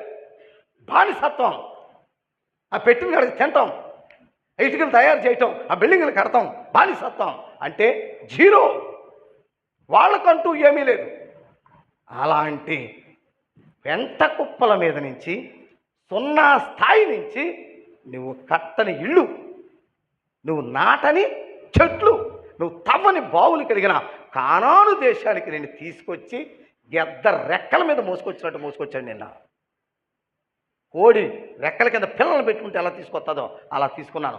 గెద్ద రెక్కల మీద మోసుకొచ్చినట్టు మిమ్మల్ని తీసుకొచ్చేంత గొప్ప దేశంలో బలవంతులు, అనాకీయులు, రెఫాయియులు, జంజుమీయులు, అర్థమైందా, నెఫీలులు, అలాంటి రాక్షస జాతి ఆ కానాను దేశంలో, అలాంటి జాతి, అంత రాక్షస జాతి కలిగిన ప్రజలను తరిమి నిన్ను తీసుకొచ్చి నిన్ను పెడితే నువ్వు నాకేం చెప్పాలి? అంత బాధపడి తీసుకొస్తే ఒక థ్యాంక్స్ నాయనా అని ఒక మాట చెప్పడానికి నీకేం బరువా? కృతజ్ఞత చెప్పటానికే. ఆకాశమా ఆలకించు, భూమి చెవియగ్గో, నేను పిల్లలు పెంచి గొప్పోళ్ళుగా చేస్తే వాళ్ళ నా మీద తిరగబడి ఉన్నారు. ఎంత వేదన ఉంటుందండి ఆ తండ్రికి, ఎంత వేదన. ఎద్దు తన కామాందు నెరుగును, గాడిద తన సొంత వాని దొడ్డు తెలుసుకొనును. కానీ నా పిల్లలకు బుద్ధి లేదు. ఒక్కడికి కూడా నేనేంటో తెలియదు, ఒక్కడికి కూడా నేను చేసిన మేలేంటో కనబట్టలేదు. ఎద్దు తన కామందు నెరుగును, గాడిద తన సొంత వాని దొడ్డే తెలుసుకున్నాను. అంటే అర్థం ఏంటి? ఎద్దుకు తెలిసంటే గడ్డెట్టేవాడు ఎవడో. ఆ ఎద్దు యజమానుడి ఎడల కృతజ్ఞత చూపుతుందంట, గడ్డెడుతున్నావు అని. గాడిదకి తెలిసంట గడ్డెట్టేవాడు ఎవడో. ఆ గాడిద చెప్తుంది కృతజ్ఞత. కానీ నా పిల్లలకు మాత్రం నేను ఎన్ని మేళ్ళు చేసినా, ఎంత చేసినా కనీసం నా ఎడల ఏమి లేదు, కృతజ్ఞత లేదంటే కృతజ్ఞత లేనివాడు దేనికంటే తక్కువైనోడు. ఎద్దు కంటే తక్కువ, గాడిద కంటే, అంటే కృతజ్ఞత లేనివాడు పశువు కంటే హీనం. మనల్ని పశు జంతువుల్ని ఏలటానికే అదమా అంత ఏలు అన్నాడా, లేకపోతే జంతువుల్నే మన మీద పరిపాలన చేయమన్నాడా? ఆదాముకే ఇచ్చాడు. కానీ మానవుడు కృతజ్ఞత లేకపోవటంతో వేటికంటే తక్కువైపోతున్నాడా? పశువుల కంటే తక్కువైపోతున్నాడా? ప్రియ దేవుని బిడ్డలారా, దేవుని వల్ల మనం మేలు అనుభవించామంటే దేవునికి మనం ఏం చెల్లించాలి? నేనించి ఏం కోరుకుంటలేదు, అంతా ఆయిందే. యోబు అదే అంటాడు. అవయా ఆయన తిట్టేసి చచ్చిపోంది భార్య, మురుకురాలు మాట్లాడక మా అమ్మ కడుపులో వత్తా నేను మా అమ్మ కడుపులో వత్తా గాడిదలు తెచ్చానా, మా అమ్మ కడుపులో నుంచి వస్తా గుర్రాలు తెచ్చానా, మా అమ్మ కడుపులో నుంచి వస్తా ఒంట్లు తెచ్చానా, మా అమ్మ కడుపులో నుంచి వస్తా బిడ్డలు తెచ్చానా, మా అమ్మ కడుపులో వస్తా బిల్డింగ్లు తెచ్చానా, మా అమ్మ కడుపులోంచి దిగంబరుడిగా వచ్చాను. ఎలా చచ్చిపోతాను? మళ్ళా దిగంబరుడిగా పోతాను. ఎక్కడికి వచ్చాక దేవుడు ఇచ్చాడు, ఆయన ఇచ్చాడు, ఆయన తీసిపోయాడు. దానికోసం ఆయన్ని ఆయన తిట్టి చచ్చిపోమంటావు? కనుక ఆయన ఇచ్చినందుకు అంటే ఇప్పుడు ఒక విషయం మీకు పూర్తిగా అర్థమైంది. ఇక్కడికి వస్తా మనం ఏమీ తేలేదు. మరి ఉద్యోగాలు అనుభవిస్తున్నాం, వ్యవసాయాలు అనుభవిస్తున్నాం, వ్యాపారాలు అనుభవిస్తున్నాం, ఇవన్నీ చేస్తున్నామంటే ఇక్కడ ఎంతమంది పొలం కౌలుకి తీసుకుని చేస్తున్నారా? చేయొద్దండి. కౌలు వ్యవసాయం చేసేవాళ్ళు కౌలు వ్యవసాయం చేస్తున్నారు. ఇప్పుడు మీరు కౌలుకి వ్యవసాయం చేస్తుంది, కౌలు భూమి మీ సొత్తా కాదు. ఇప్పుడు కౌలుకి వ్యవసాయం చేస్తున్నందుకు మీరు ఆయనకి ఏం కట్టాలి? కౌలు కట్టరా? కౌలు కడతారా కట్టరా? మరి ఇప్పుడు ఈ భూమి మీదకి వచ్చినప్పుడు నువ్వేమీ పట్టుకురాలేదు. ఇక్కడికి వచ్చినప్పుడు నువ్వేమీ తీసుకురాలేదు. ఉద్యోగాలు ఇచ్చాడు, వ్యాపారాలు ఇచ్చాడు, వ్యవసాయాలు ఇచ్చాడు, పనిపాట్లు ఇచ్చాడు, నీకు అన్నీ ఇచ్చాడు. అంటే ఇప్పుడు చెప్పు, నీకు ఇచ్చిన ఉద్యోగం నీ సొంతమా? నీకు ఇచ్చిన వ్యవసాయం నీ సొంతమా? నీ వ్యాపారం నీ సొంతమా? సొంతమైతే ఇక్కడ వదిలిపెట్టి నువ్వు వెళ్ళవు. సొంతమైతే వదిలిపెట్టి వెళ్ళవు. మరి 90 సంవత్సరాలకు 80 సంవత్సరాలు వచ్చినా ఏదో ఒక రోజున వదిలేసి వెళ్ళిపోతున్నావు. వదిలేసి వెళ్ళిపోతున్నావు అంటే చచ్చిపోతున్నావా లేదా? మరి చచ్చిపోతున్నావు అంటే శాశ్వతమా నీకు ఇవి? అంటే అవి ఎవరివి? ఆయన ఈ భూమి మీద కొత్త నువ్వు కవులు తీసుకుంటున్నావు. ఈ భూమి మీద పుట్టినటువంటి నీవు ఆయన వస్తువుల్ని, ఆయన పొలం, ఆయనకు సంబంధించిన ప్రతిదీ నువ్వు తీసుకొని కౌలుకి పండిస్తున్నావు. ఉద్యోగాలైనా వ్యవసాయాలైనా ఏమైనా ఏది నీ సొంతం కాదు. ఇప్పుడు నీ సొంతమైతే వదిలిపెట్టకుండా చచ్చిపోకుండా ఇక్కడే ఉంటావు. మరి వదిలిపెట్టేసి వెళ్ళిపోతున్నావు అంటే అర్థం ఏంటి? అది నీ సొంతం కాదు, నీకు శాశ్వతం కాదు. ఇక్కడ నువ్వు అనుభవించటానికే, నువ్వు బ్రతకటానికే, నువ్వు తినటానికే ఆయన నీకు కౌలుకి ఇచ్చాడు. అంటే ఆయన ఎవరు? ఇప్పుడు ఆయన యజమానుడు, మీరు కౌలు రైతులు. కౌలు రైతులు యజమానుడికి ఏం కట్టాలి? కౌలు కట్టాలి. ఆ కౌలే దశం భాగం, ఆ కౌలే మొక్కుబళ్ళు, ఆ కౌలే కృతజ్ఞతలు, ఆ కౌలే దేవుడికి నువ్వు చెల్లించవలసిన సమస్తం. చాలామంది ఇప్పటికీ కూడా ఇంకా దశం భాగం దేవాలయానికి ఇవ్వరు. కానీ దేవుడిచ్చింది మాత్రం ఏం చేస్తారు? అనుభవిస్తారు. అంటే ఏమి ఎగ్గొడుతున్నావు? కౌలు ఎగ్గొడ. చాలామంది మొక్కుబళ్ళు చెల్లించరు, అంటే కౌలు ఎగ్గొడుతున్నావు. చాలామంది కృతజ్ఞతలు చెప్పరు దేవుడికి, కౌలు ఎగ్గొట్టేస్తున్నావు. ఇలాంటి కౌలు ఎగ్గొట్టిన వాళ్ళు అందరినీ దేనికంటే హీనం అన్నాడు? పశువుల కంటే హీనం. అందుకే ఆకాశమా ఆలకించు. ఆయనకి నువ్వు కృతజ్ఞత చెల్లిస్తున్నావంటే నువ్వు ఆయనకి ఏం కడుతున్నావు?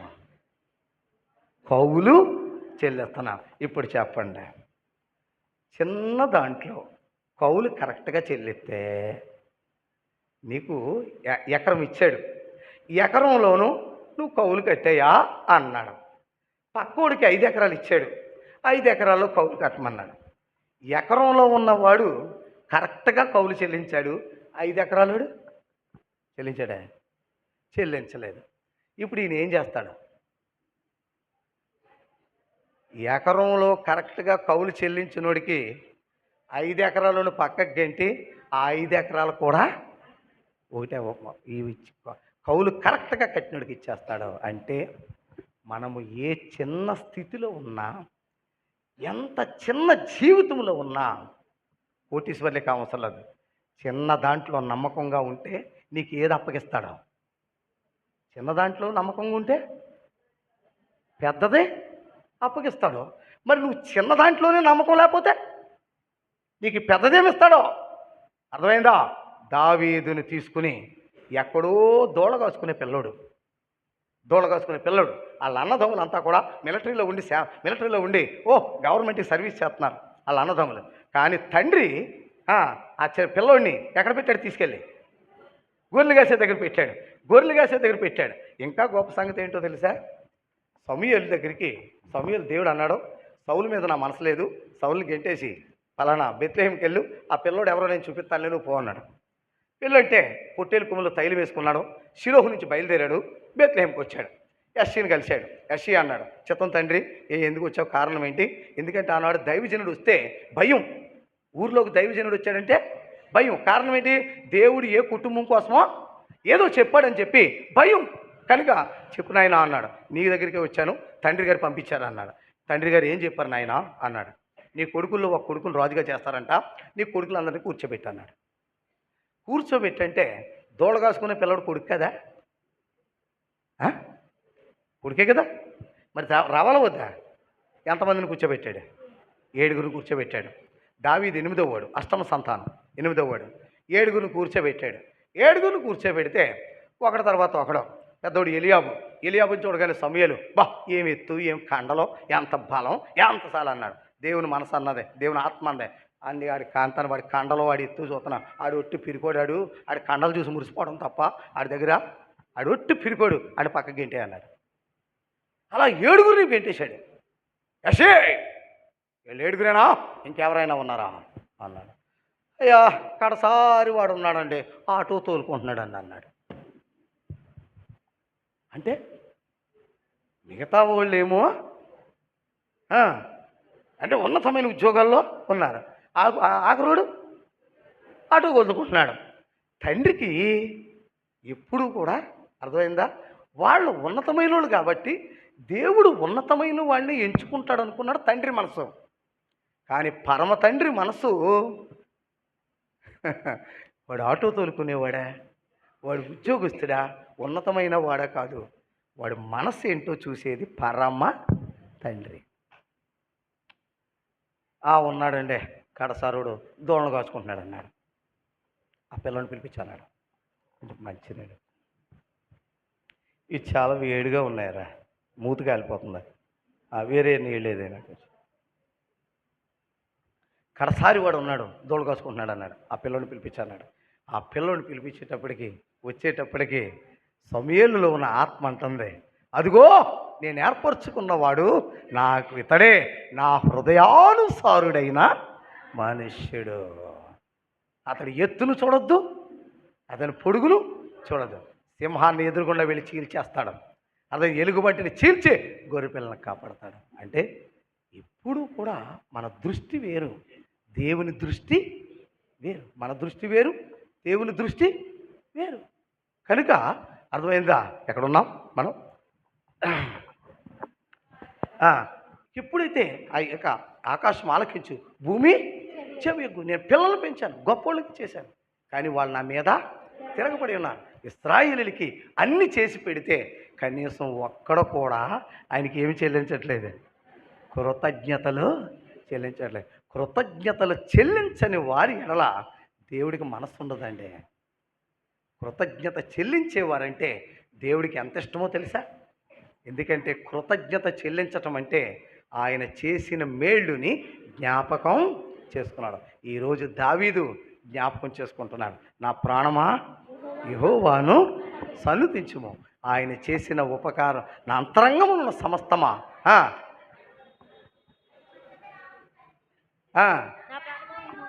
నా ప్రాణమా యెహోవాను సన్నుతించుము, ఆయన చేసిన ఉపకారములలో దేనిని మరువకము. ఎంత కృతజ్ఞత! కృతజ్ఞత కలిగినటువంటి వాడు దేవునికి ఇష్టడు. కృతజ్ఞత లేనివాడు పశువు కంటే హీనమైన వాడు. ప్రియ దేవుని బిడ్డలారా, ఈ రోజుని జ్ఞానసుందరరావు గారు దేవుడు ఆయన ఎడల చేసిన మేళ్ళును బట్టి, దేవుడు ఎన్నో మేళ్ళు నేను విన్నాను. జ్ఞానసుందరరావు గారి కోసం నేను విన్నాను. జ్ఞానసుందరరావు గారు ఎన్నో దేవాలయాలకి స్లాబులు, వారి పిల్లలు కూడా కనీసం అర్థమైందా, ఆ యొక్క ఏది కూడా ఎవరి నుంచి కూడా ఏమీ ఆశించకుండా వారి బిడ్డలు ఆయన కలిసి ఎన్నో దేవాలయాలకి చేయటం. దేవాలయంలో ఏముండాలి? నేను ఆయన జ్ఞానసుందరరావు గారిని చూస్తుంటే ఒక ఆయన జ్ఞాపకం వస్తున్నాడు. రేపు 2001వ సంవత్సరంలో నేను మొట్టమొదటి ఈ వెస్ట్ గోదావరిలో మొట్టమొదటి ప్రసంగానికి వచ్చాను. అప్పటికి ఇంకా నేను మెడ్రాస్కు పోలేదు. 2002లో మెడ్రాస్కి వెళ్ళాను. థియలాజికల్ కాలేజీకి 2002కి వెళ్ళాను మెడ్రాస్కి, గురుకుల దేవరాన్ థియలాజికల్ కాలేజీకి. 2001లో నేను, జోసెఫ్ జయబాబు గారు, హిందూపురం, ఆయన పేరేం పేరు, హిందూపురం నుంచి వస్తాడు ఒక ఆయన, రంగరాజన్ గారు, రంగరాజన్ గారు, మేము టీడీ ప్రసన్న కుమార్ గారని కడప, మేము నలుగురం ప్రసంగికులం. 2001లో ఎక్కడరా అంటే శృంగవృక్షం అనేటువంటి ఊరిలో, ప్యారిష్లో, శృంగవృక్షం ప్యారిష్లో కమతాలపల్లి అనేటువంటి ప్యారిష్లో మేము నలుగురం ప్రసంగికులం. వాళ్ళ ముగ్గురులో నేనే చిన్నోడిని. 2001 అంటే ఇప్పటికి 24 సంవత్సరాల క్రితం. నేను చిన్నోడిని. మాకు ఎవర్రా మాకు గెస్ట్ అంటే విఈ క్రిస్టాఫర్ గారు, సినడ్ ప్రెసిడెంట్, ఈస్ట్ గోదావరి, ఇది west Godavari సినడ్ president VE Christopher గారు చీఫ్ గెస్ట్ మాకు. మీ నలుగురిలో నేనే ఒక్కడనే. అప్పుడు అక్కడ ఏలేటి చిన్నుబాబు గారు అని ఆయన సాక్ష్యం విన్నాను. ఆయన చెప్పిన సాక్ష్యం ఏంటంటే, ఆయన కూడా మన జ్ఞానసుందరరావు గారికి ఇచ్చిన గొప్ప మనసే అయింది. ఇప్పటికీ జ్ఞానసుందరరావు గారు మీ యొక్క వారు కుటుంబ బిడ్డలు ఎన్ని దేవాలయాలకు స్లాబ్లు వేశారో నాకు తెలియదు, కానీ ఎవరైనా దేవాలయాన్ని స్లాబ్ అడిగితే మాత్రం వారు ఖచ్చితంగా వేస్తాను. ఏలేటి చిన్నుబాబు గారు అనేటువంటి ఆయన దాదాపు ఒక 100 స్లాబ్లు వేసి ఉంటాడు. కేవలం లూథరన్ చర్చిలతో పాటు ఎవరైనా వచ్చి అడిగితే స్లాబ్ వేస్తాడు. ఆయన చెప్పినటువంటి సాక్ష్యాన్ని మీకు చెప్పాలి. సమయం వచ్చింది, సందర్భం వచ్చింది కాబట్టి చెప్తున్నాను. ఎందుకనంటే ఆయన మాకు రాజమండ్రిలో ఆయన మాస్టర్, రికార్డ్ అసిస్టెంట్ స్కూల్లో, ఆయన భార్య. అయితే సొంతూరు కమతాలపల్లి, ఇక్కడ 15 ఎకరాలు ఉంది. లూథరన్ చర్చి పాడు దెబ్బ అయిపోయింది. కానీ మన పంచాయతీ ఆఫీసులో పెట్టుకుంటున్నారు ఆరాధన. పంచాయతీ ఆఫీసులో ఆరాధన పెట్టుకుంటూ ఉంటే మేడ మీద కూర్చున్నాడంట.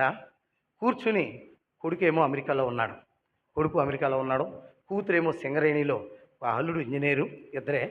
మేనగోడలలో 5గురు, ఒక ఆవిడ తాడేపల్లి టీచరు, 2 ఆస్ట్రేలియాలో, 2 అమెరికాలో, 4 మేనగోడలలో డాక్టర్లు.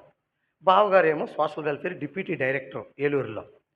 ఇలాగా అయితే మేడ మీద కూర్చుని అలా కూర్చుని అలా ఆకాశం వైపు చూస్తూ ఉంటే మనసు అన్నదంట, కాకినాడలో నీకు అపార్ట్మెంట్ ఇచ్చాను, రాజమండ్రిలో ఇల్లు ఇచ్చాను, నీ కొడుకుని అమెరికా పంపించాను, నీ కూతురికి ఉన్నతమైనటువంటి ఉద్యోగాన్ని ఇచ్చాను, మరి నువ్వు నా కోసం ఏం చేశావు అందంట. భార్యకు కూడా చెప్పలేదంట. లేచాడు, వెంటనే మా స్కూటర్ వేసుకుని కమల తాలపల్లి వచ్చేసాడంతే. రాత్రి 9-10 అయ్యేటప్పటికి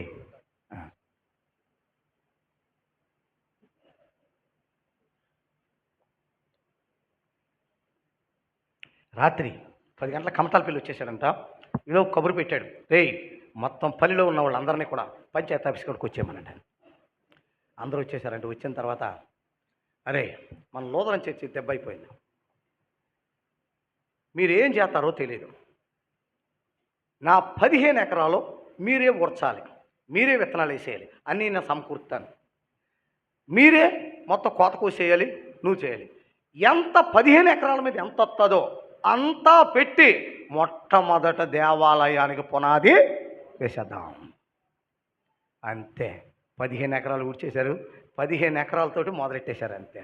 మొదలెట్టేసేటప్పటికి ఆ ఊర్లో ఉన్నటువంటి రాజులు, కాపులు, అరే కమతాలపల్లిలో దేవాలయం కడుతున్నాడు అంటే చిన్నబాబు, అరే అంత అందరూ కూడా రకరకాలుగా ఇస్తున్నారంట అని కాపులు, ఆ యొక్క రాజులు అందరూ కూడా తలో 10 వాళ్ళకి కలిగింది అందరూ ఇస్తుంటే, ఇంకా అమెరికా నుంచి మేనగోడలు, ఆస్ట్రేలియా నుంచి మేనగోడలు, వీళ్ళకి దశంబారు ఇవి పంపించేటప్పటికి మొత్తానికి ఈస్టర్కి ముందు రోజు లెంటులో కల్లా స్లాబ్కి వచ్చేసింది. స్లాబ్కి వచ్చేటప్పటికి ఆయన ఒకటే దేవుని దగ్గర ఇప్పటికి కూడా ఆయన మోకాళ్ళు వేసి ప్రార్థన చేస్తాడు. ఆయన ఒకటే అన్నాడంట, ప్రభువా మహాశుక్రవారం పంచాయతీ ఆఫీస్ దగ్గర చెప్పుకుంటాం, ఈస్టర్ మాత్రం కొత్త దేవాలయంలో జరగాలి, ఇది నీవు నాకు ఇచ్చిన విశ్వాసం అని చెప్పేటప్పటికి 22 రోజులకు ఎన్నిట్లకు స్లాబ్ పడగొట్టాలంట. అది అయితే మేస్త్రి కాంట్రాక్టర్ అన్నాడంట, చిన్నబాబు గారు మీరు సాహసం చేయొద్దు సార్, ఇదంతా 16 రోజులే అయ్యింది, అది ఎలాగుంటుందో నేను గ్యారంటీ ఇవ్వలేను. రెండోది ఎవ్వరం కూడా లోపలికి వెళ్ళి కొట్టం, ఏమాత్రం కూలినా చచ్చిపోతాం అని చెబితే ఒకటే అన్నాడంట, నేనే కొడతాను కర్రలో, చచ్చిపోతే నేనే చచ్చిపోతాను, కానీ ఈస్టర్ పునరుత్థానం మాత్రం నూతన దేవాలయంలో జరగాలని వాళ్ళందరూ చెబుతున్నా కానీ వెళ్ళిపోయి అంతే కర్రిచ్చుకుని ఆ స్లాబ్ కర్రలు పడగొట్టేశాడంట. వాడు అందరూ కూడా గట్టి గట్టిగా అరుతున్నా పడగొట్టేస్తే స్లాబ్ అలా పడిపోయింది. కానీ ఏమాత్రం స్లాబ్ పడకుండా ఏమైంది, అది సెంటరింగ్ పడిపోయింది కానీ స్లాబ్ మాత్రం నిలబడిపోయింది. ఆశ్చర్యం, అద్భుతం. ఆ స్లాబ్ దేవుడు దాని టైము ఇంత టైం, కానీ దానికంటే ముందు నా ప్రార్థన ఆలకించిన దేవుడు ఏమి నిలబెట్టాడు, స్లాబ్ నిలబెట్టాడు. కాబట్టి లోదరం చర్చిలకి ఎవరు నా దగ్గరికి వస్తే వాళ్ళందరికీ స్లాబ్ లేతానన్నాడు. అంతే. నా దేవుడు నా కోసం అంత గొప్ప కార్యం చేసినప్పుడు నా దేవుని కోసం నేను చేస్తానని చాలా స్లాబ్లకి అది దేవాలయాలకి వెళ్తాడు, కొలతలు వేసుకుంటాడు. అంతే, మెటీరియల్ అన్నీ వచ్చేస్తాయి. అంతే అనుకున్న టైంకి ఐరన్ మెటీరియల్ మొత్తం దిగిపోతుంది. అంతే. ఇలాగా రెండవ సాక్ష్యం అంతా అయిపోయింది. హ్యాపీగా ఆరాధన జరుపుకుంటున్నారు. చాలా ఘనంగా జరిగిపోతుంది. రెవరెల్ల గోరింకల నవరత్నం గారని ప్యారిస్ పాస్టర్ గారు అయితే బాగా జరిగిపోతుంది.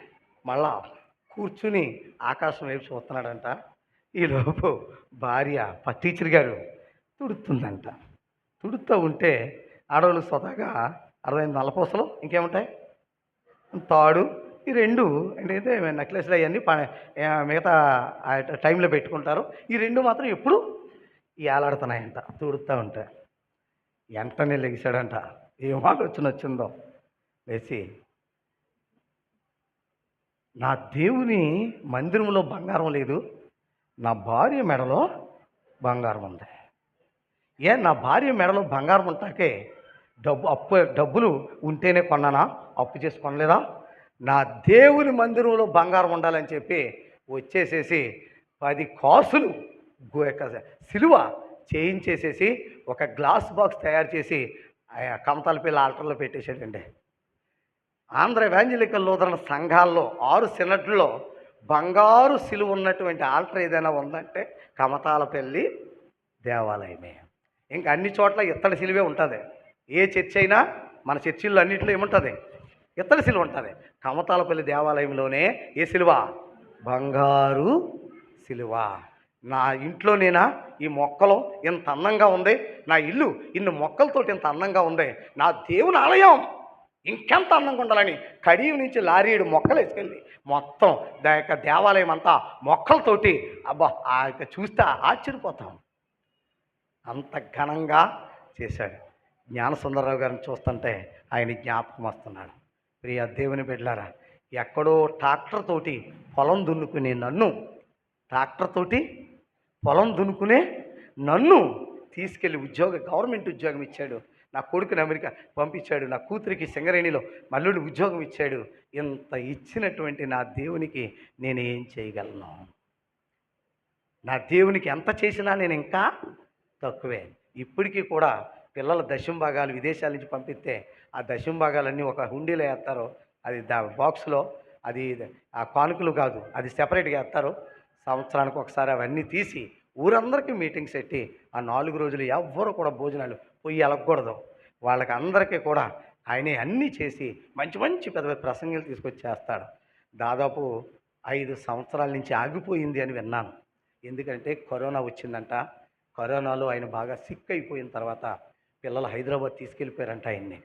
మన వీరవాసనం ప్రసంగానికి వెళ్తే కమతాల పిల్లలు అందరూ వచ్చారు మీటింగ్కి. కమతాల వీరవాసనం సభలకు వెళ్ళాను. వీరవాసనం సభలకు వెళ్తే కమతాల పిల్లలు అందరూ వచ్చి చిన్నబాబు గారు అలా ఉంటే, అయ్యా చిన్నబాబు గారు హైదరాబాద్లో ఉన్నారండి, హాస్పిటల్లో ప్రార్థన చేయండి అయ్యారండి. ప్రియ దేవుని బిడ్డలారా, కనుక జ్ఞానసుందరరావు గారిని బట్టి దేవునికి మహిమ, వారికి నా నిండు కృతజ్ఞతలు చెల్లిస్తున్నాను. దేవుడు మిమ్మల్ని మీ కుమారుల్ని 100 ఆశీర్వాదంతో దీవించి విస్తారమైనటువంటి ఆశీర్వాదాలు మీకు అనుగ్రహించును గాక. ఇప్పుడు ఒక్క మాట మీ మనసులో ముద్రపడిపోవాలి. నీ ఉద్యోగంలో నీకు ₹1,00,000 జీతం దేవుడిచ్చాడు. ఇచ్చినప్పుడు నీ ₹1,00,000 విస్తారంగా ఆశీర్వదించబడాలంటే నువ్వేం చేయాలి? ఒక్కళ్ళు చెప్పండి. సరే, ఒకడికి ₹1,00,000 వచ్చింది, ఇంకొకడికి ₹1,00,000 వచ్చింది. ఈ ₹1,00,000 జీతగాడు దగ్గరికి మంచి సహవాసగాళ్ళు ఉన్నారు, స్నేహితులు. ఎలాంటి వాళ్ళు అంటే యామాహేమీలు. వీడు ఎప్పుడు జీతం పట్టుకొస్తాడా అని గేట్లు అట్టుకుని ఎలాడుతూ ఉంటారు వీళ్ళు. దేనికి?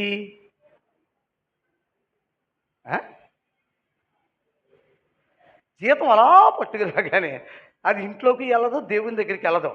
బారులకి, తాగటానికే, వ్యభిచారానికే. అంటే దాదాపు ఎవరికి ఖర్చు వెళ్ళిపోయింది జీతం? తాగుబోతులకి, తిరిగిపోతులకి. అంటే దేవునికి ఇష్టం లేని కార్యాలకి ఈ ₹1,00,000 జీతంలో సగానికి సగం పోయింది. ఇది ఏ నేల? ఆ జీతం విత్తనాలు అనుకుందాం. ఇప్పుడు ఆ 1,00,000 విత్తనాల్లో తాగుబోతోడి పొలం, తిరుగుబోతోడి పొలం, దేవునికి ఇష్టానుసారమైన కార్యాలు చేసేవాడి పొలంలో వీళ్ళు 50,000 విత్తనాలు చల్లాడు. ఇవి నూరొంతులుగా ఫలిస్తాయా? రెండవ వాడు ₹1,00,000 జీతం అనే విత్తనాలు అట్టుకొచ్చి దశంభాగాన్ని ఎక్కడేసాడు? దేవుని ఆలయం వేశాడు. దేవుని ఆలయం మంచి పొలం, దేవుని ఆలయం మంచి పొలం. ఇప్పటికైనా మీకు ఏమైనా అర్థమైందా? నా మందిరంలో ఆహారం ఉండినట్లు తీసుకురమ్మన్నాడంటే ఆయన తింటాక మరి ఎందుకు తీసుకురమ్మన్నాడంటే మన బలిపీఠం ఉన్న స్థలమే పొలం. మన బలిపీఠం ఉన్న స్థలమే పొలం. ఆ పొలములో నువ్వు వేసే కృతజ్ఞత కానుక, నువ్వు వేసే మొక్కుబడి కానుక, నువ్వు వేసే దశభాగం, నువ్వు వేసే సంఘ కానుక ఆ బలిపీఠం మీద పెట్టినప్పుడు అది పొలం. ఏ పొలం? విస్తారమైన పండే పొలం. కాబట్టి అక్కడ 100 30 60 100 ఫలించేస్తుంది.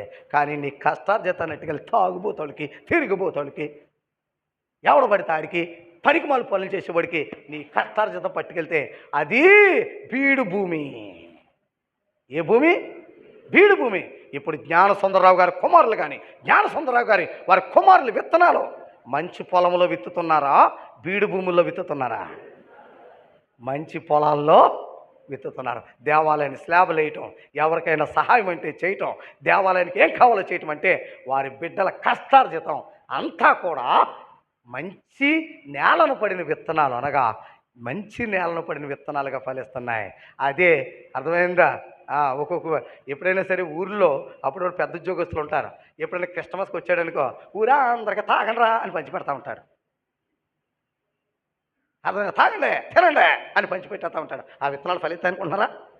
అస్సలు ఫలించవు, బీడు భూమి అయిపోతాయి. ఈరోజుని జ్ఞానసుందర గారి కుమారుల విత్తనాలు ఈరోజుని ఫలిస్తున్నాయి అంటే, ఎంత గొప్ప కృతజ్ఞత పెట్టుకున్నాయి. ఫలిస్తున్నాయి అంటే కారణం వారి పిల్లలు, వారి పిల్లల సంగతి నాకు తెలియదు. ఆయన ఆ విత్తనాల్ని, తన కుమారులు పంపిన విత్తనాల్ని సరైన పొలములో ఏం చేస్తున్నాడు? ఆయన విత్తుతున్నాడు.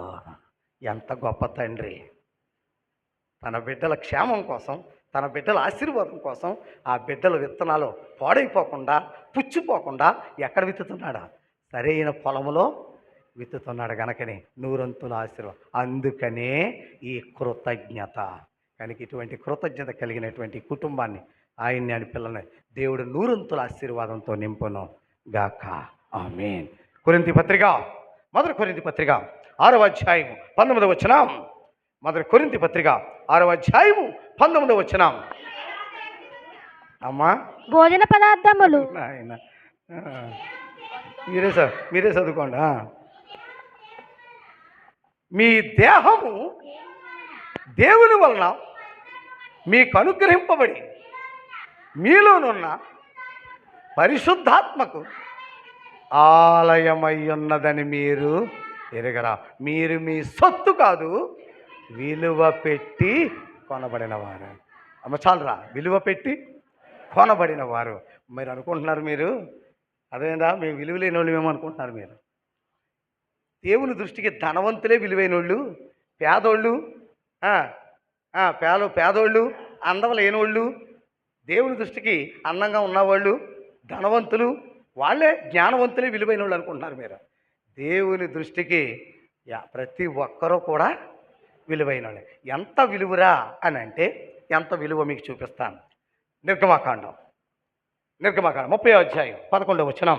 నిర్గమాకాండము 30వ అధ్యాయం 11వ వచనం. అమ్మా యెహోవా ఏమని తల్లి, ఏమని? నీవు ఇశ్రాయేలును చదువుకోరా. వారు లెక్కింపబడి వేళకు ప్రతివాడు కంగారు పడుద్దమ్మా, ప్రాణ పరిక్రయ ధనము ఇచ్చుకొనవలెను. ఏమివ్వాలి? ప్రాణ పరిక్రయ ధనం ఇచ్చుకొనవలెను. అలాగూ చేసిన ఎడల నీవు వారిని లెక్కించినప్పుడు వారిలో ఏ తెగుళ్ళు పుట్టదో. చాలా జాగ్రత్తగా వినాలి. వారు ఇయ్యవలసినది ఏమనగా, లెక్కింపబడిన వారిలో చేరు ప్రతివాడును పరిశుద్ధ స్థలము యొక్క తులమును బట్టి అరతులం అంటే ఎన్ని గ్రాములు? 4 గ్రాములు అంట. బంగారాలు మాత్రం దిగబోసుకుంటే కాదు. కాసు అంటే ఎన్ని గ్రాములు?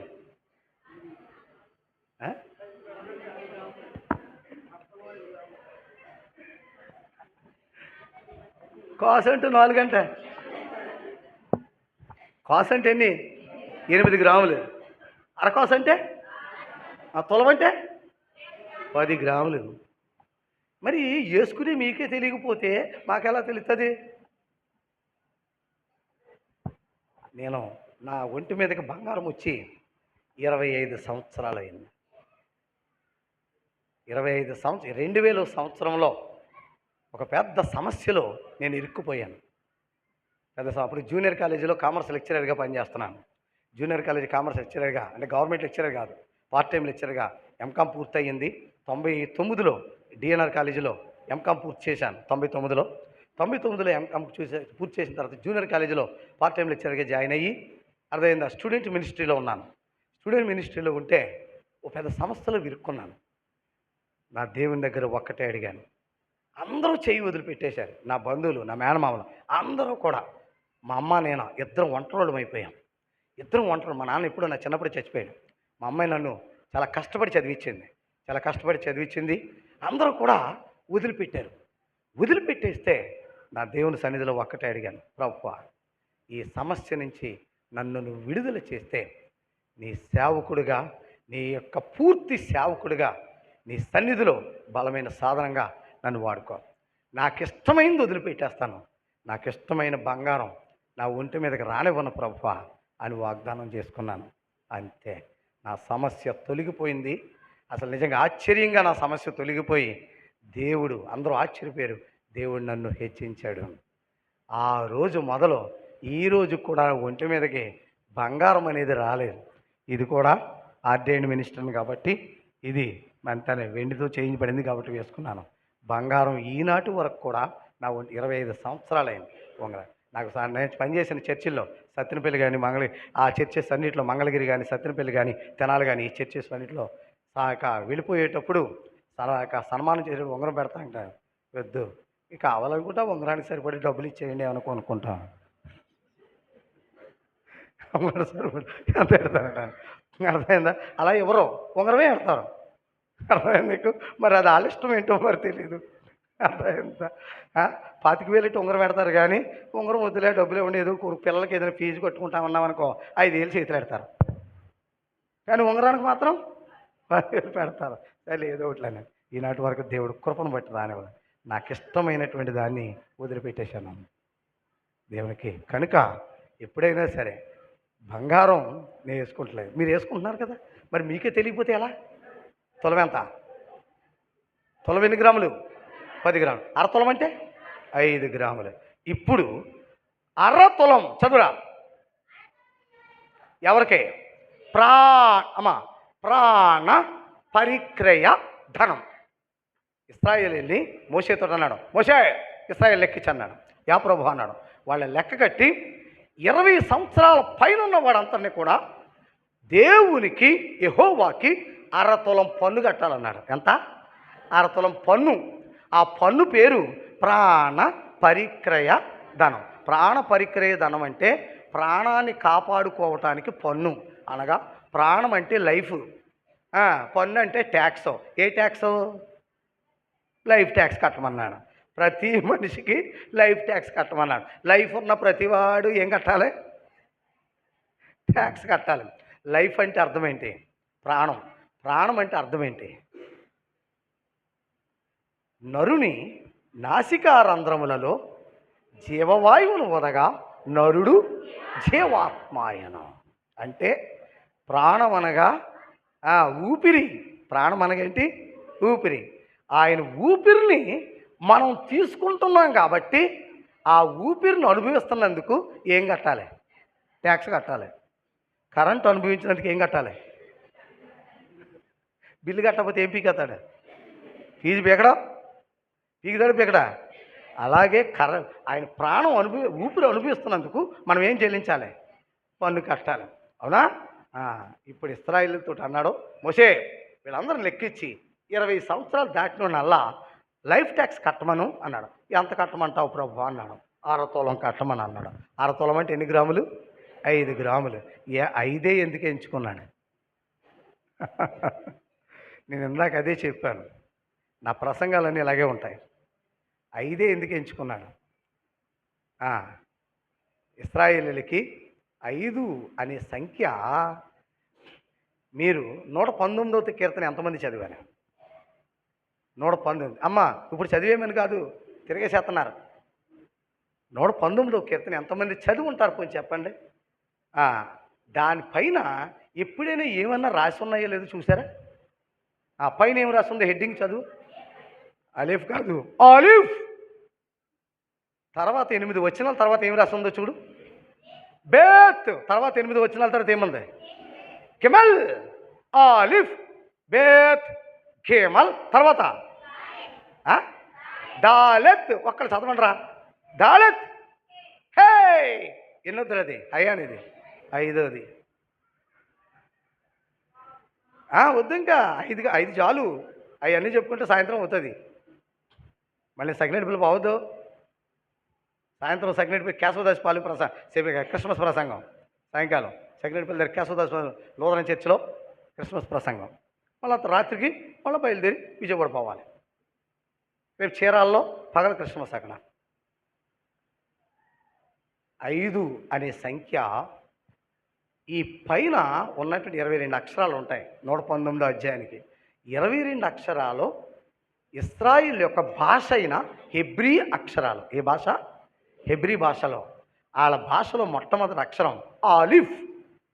ఆలిఫ్ అంటే సాక్రిఫిషియల్ ఆక్స్. అంటే ఆక్స్ అంటే ఎద్దు. సాక్రిఫిషియల్ ఆక్స్ అంటే బలి పశువు. ఎవరా బలి పశువు? యేసుక్రీస్తు. రెండో అక్షరం బేత్. బేత్ అంటే హౌస్, ఇల్లు. అందుకే బేత్ ఏల్. బేతేల్ అంటే హౌస్ ఆఫ్ గాడ్, దేవుని ఇల్లు. ఎవరా దేవుని ఇల్లు? యేసు క్రీస్తు. మూడవది గిమెల్. గిమెల్ అంటే క్యామెల్, ట్రావెల్, ప్రయాణం, మార్గం. నేనే మార్గం, యేసు. దాలత్. దాలత్ అంటే ద గేట్. గేట్ అంటే నేనే ద్వారం. నేనే ద్వారం. హే 5వ అక్షరం పేరేంటి? హే. హే అంటే గ్రేస్. గ్రేస్ అంటే గ్రేస్ అంటే కృపా. ఎంత కట్టమన్నాడు? 6 తులం. అంటే ఎంత? 5. అనగా ఆయన కృప. మానవుని మీద దేవుడు చూపిన కృప. ఎంత కృపరా అంటే ఆదాము చెట్టు వెనుకున్నప్పుడు ఆదామును పిలిచినప్పుడు ఎప్పుడైతే తప్పు చేశాడో, తప్పు చేసిన వాడు ఆయన ముందు నిలబడడానికి కూడా అవకాశం లేదు. చచ్చిపోవాలి. చచ్చిపోవలసిన వాడు ఉండగా ఏమైందో తెలుసా? మనం పాడతాం క్రిస్మస్లో, లాలి లాలి లాలి లాలమ్మ లాలి. పాడుతున్నారా లేదా? లేకపోతే కథ మొత్తం మార్చగలవు, స్థిరపరుచు వాడవు, ఇలాంటివే పట్టుకుని ఉంటారు మీరు. ఎంత అద్భుతమైన ఆంధ్ర క్రైస్తవ కీర్తనలు. మన కీర్తనలు అంటే 225 సంవత్సరాల అదని సజీవ కీర్తనలు ఎంత అద్భుతంగా ఉంటాయి. ఈ రోజు వచ్చిన పాట వచ్చే సంవత్సరం ఉండదు. అర్థమైందా? అంతకుముందు ఏదో పాట వచ్చింది, ఈ సంవత్సరం ఉందది లేదు. ఈ సంవత్సరం ఏ పాట కథ మొత్తం మార్చగల. వచ్చే సంవత్సరం క్రిస్మస్ అది ఉండదు. మళ్ళీ ఎవడో కథ మార్చేస్తాడు. కథ మార్చేసి మళ్ళీ ఇంకో కొత్త కథతో కీర్తన వస్తుంది, ఆ పాట వస్తుంది, ఆ పాట అట్టుకుపోతారు. కానీ మన ఆంధ్ర క్రైస్తవ కీర్తన మాత్రం అద్భుతం. లాలి లాలి లాలి లాలమ్మ లాలి లాలి అని పాడరే బాలయేసునకు లాలి. ఎవరు పాడుతున్నారు ఇది? వాళ్ళ అమ్మ పాడుకుంటుంది. ఉయ్యాల్లో ఉన్న పిల్లవాడిని తీసి పాడుతుంది. పిల్లోళ్ళు ఏం కనిపిస్తుందండి? మరి వాళ్ళ అమ్మకి ఏం కనిపించిందో? ఆద్యంతములు లేని దేవుడు యమ్మా ఆదాము దోషమునకు అడ్డుపడినమ్మా లాలి. పిల్లోడే శిశువు అయిన కొడుకులో ఆ తల్లి ఏమి చూసిందో చూసావా? ఆద్యంతములు లేని దేవుడు యమ్మా ఆదాము దోషమునకు అడ్డుపడినమ్మా. ఇదిగో ఆదాము, ఇదిగో చెట్టు, ఇదిగో దేవుడు. ఆదాముకి దేవుడికి మధ్య ఎవరో అడ్డుపడ్డారంట. అది మరియమ్మ కనబడ్డదంట. ఎవరు అడ్డుపడ్డారు? ఏ పిల్లోడినైతే ఊపుతుందో ఆ పిల్లోడిని చూసి అంటుంది, ఆద్యంతములు లేని దేవుడు యమ్మా ఆదాము దోషమునకు అడ్డు. ఎక్కడ పడ్డాడు? హెబ్రీ పత్రిక 1వ అధ్యాయం 3వ వచనం. హెబ్రీ పత్రిక 1వ అధ్యాయం 3వ వచనం. ఆయన అంటే కుమారుడు, దేవుని అంటే తండ్రి మహిమ యొక్క తేజస్సు అన్న చూడ, కింద ఏముందో చూడరా, ప్రతిబింబం. అమ్మాయిలా చూడరా. ఆయన అంటే ప్రతిబింబం. ఆయన అంటే ఏంటి? ప్రతిబింబం. దేవుడు అంటే తండ్రి, ఆయన అంటే ప్రతిబింబం, దేవుని ప్రతిబింబం. దేవుడు దేవుని ప్రతిబింబం. ప్రతిబింబం అంటే నీడా. దేవుడు దేవుని నీడ. ఆయన దేవుని మహిమ యొక్క తేజస్సు అంటే కుమారుడైన యేసు తండ్రి అయిన దేవుని యొక్క ప్రతిబింబం అంటే నీడ. తండ్రి నిజమైతే కొడుకు ఏమై ఉన్నాడా? నీడై ఉన్నాడు. నిజం నీడ. నిజం ఎక్కువ నీడ ఎక్కువ? నిజం ఎక్కువ నీడ ఎక్కువ అంటే సరే, కేజీ రాయి బరువా, కేజీ దూది బరువా? రెండు సమానమే. నీడ లేకుండా నిజం లేదు, నిజం లేకుండా నీడే. ఇప్పుడు నేను ఉంటేనే వెనకాల ఏం తిరుగుతుంది? నీడ తిరుగుతుంది. నేను కూర్చుంటే కూర్చుంటుంది, నడితే నడుస్తుంది. నేను బతికున్నంత వరకు నా నీడ ఉంటుంది. నేను చచ్చిపోతే నా నీడ ఉండదు. తండ్రి ఉన్నంత వరకు ఎవరు ఉంటారు? కుమారుడు ఉంటాడు. అంటే తండ్రిలోనే కుమారుడు ఉన్నాడు. ఇప్పుడు తండ్రితో సమానమా తక్కువ? ఓ బుద్ధి లేనివాడు తండ్రి కంటే తక్కువ అని యూట్యూబుల్లో ఫేస్బుక్లో పెడుతున్నాడు. ఎంత బాధగా ఉందో తెలుసా? ఇద్దరు ఏంట్రా అంటే చదువుకోరం. మీకు ఆంధ్ర ఎవాంజలికల్ లూథరన్ సంఘ ప్రసంగి బోధకులు పాస్టర్ గారికి అర్థమైందా? మంచి థియాలజీ చదువుకుని వస్తారు. నేనే కాదు, అంత వీళ్ళంతా కూడా చదువుకుని వస్తారు. థియాలజీ చదువుకోవటం వలన థియాలజీ ఇస్ ద మెడిసిన్. అంటే పుండుకి పైన మందు వేయాలా, లోపల నుంచి వేయాలా? లోపల నుంచి వేయాలి. మన యొక్క ఆంధ్ర ఎవాంజలికల్ లూథరన్ సంఘ కాపర్లు పైన కాదు మందేసేది, ఎక్కడి నుంచి వేస్తారు? లోపల నుంచి వేస్తారా? చాలామంది పైన మందేసేస్తారు. అది చూసేవాళ్ళకి ఎలా ఉంటుంది అంటే, అబ్బో ఇలాగే ఉంటుందా, ఇంతేనా అనిపిస్తుంది. లేకపోతే తండ్రి ఎక్కువ, కుమారుడు తక్కువనా? దేవునితో సమానముగా ఉండుట విడిచిపెట్టకూడని భాగ్యమని ఎంచుకొనలేదు. కానీ దాసుని మనుషుల పోలికగా పుట్టి దాసుని స్వరూపము ధరించుకొని తన్ను తానే రిక్తుడుగా చేసుకున్నాను. ఎంత రిక్తుడిగా చేసుకున్నాను వెళ్తాను, అక్కడ చెప్పే ముగిస్తాను. ఏం కంగారు లేదు. గంటన్నరే అయ్యింది. ఎంత అయింది? 1:20 అయ్యింది. ఏం కంగారు పడదు. ఇంకో 10 నిమిషాల్లో ముగిద్దాం. 10-15 నిమిషాల్లో ముగిద్దాం. అది 3వ పాఠం కూడా చెప్పేసి ముగిస్తాను. అర్థమైందా? కనుక అందుచేత ఇదిగో నీడ, ఇది నిజం, ఇది నీడ. ఇప్పుడు చెప్పు. నిజం వచ్చి ఇలా నిలబడింది. అదమా ఎక్కడున్నావు అన్నాడు. అదం అక్కడ ఉన్నాడు. నిజం ఎక్కడ ఉంది? నిజానికి సంబంధించిన నీడ దేని మీద ఉంది? చెట్టు మీద ఉంది. వీళ్ళిద్దరికి మధ్య ఏది అడ్డు ఉంది? చెట్టు మీద నీడ ఉంది. నిజం ఇలాగుంది. ఆదాము వెనకాల ఉన్నాడు. ఆదాముని కనబడకుండా ఏది దాచేసింది? నీడ దాచేసింది. ఆద్యంతములు లేని దేవుడోయమ్మా, ఆదాము దోషమునకు అడ్డుపడినమ్మా లాలి. పడ్డాడా లేదా? పడ్డాడు గనక అంటే తన నేడే తనకు అడ్డం పడిన దాన్ని కృపా, తన నేడే తనకు అడ్డం పడ్డది. అంటే ఆదాము చచ్చిపోవలసి ఉండగా ఆయన నేడే ఆయనకు వచ్చి తండ్రి